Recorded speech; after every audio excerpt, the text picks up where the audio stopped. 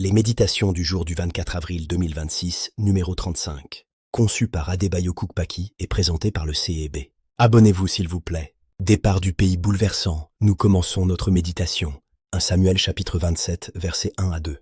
David dit en lui-même, « Je périrai un jour par la main de Saül. Il n'y a rien de mieux pour moi que de me réfugier au pays des Philistins, afin que Saül renonce à me chercher encore dans tout le territoire d'Israël.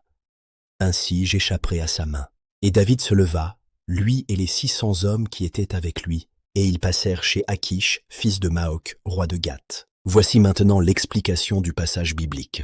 David était fugitif depuis environ 7 ans lorsqu'il décida de fuir à Gath, mais l'idée de quitter Israël lui trottait probablement déjà dans la tête. David avait toutes les raisons de rester au pays et de continuer à faire confiance à Dieu pour sa protection et ses besoins. Après tout, il était le roi oint d'Israël et savait que Dieu finirait par lui donner le trône.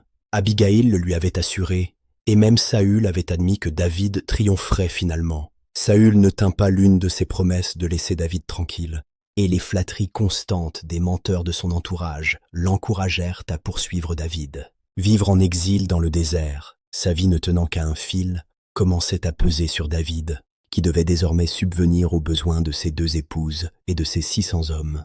Passons maintenant à un temps de réflexion personnelle. Êtes-vous un chef, un homme ou une femme puissant, occupant une position de responsabilité? Êtes-vous entouré des flatteries constantes des menteurs de votre entourage qui vous encouragent à poursuivre des hommes innocents?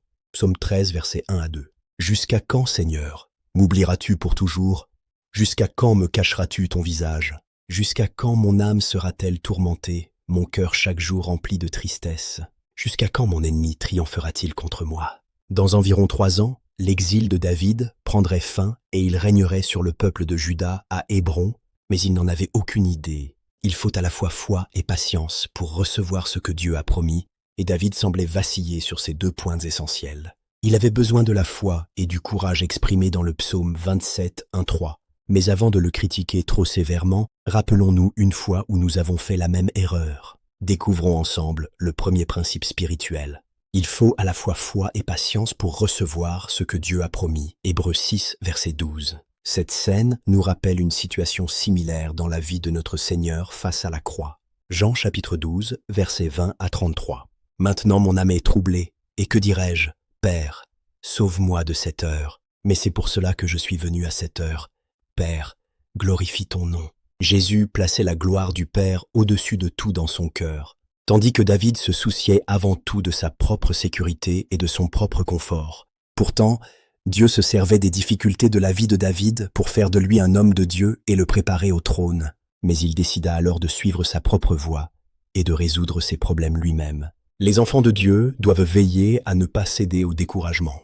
Moïse était découragé par sa lourde charge de travail et souhaitait mourir. Et Élie a fui son devoir par peur et par découragement.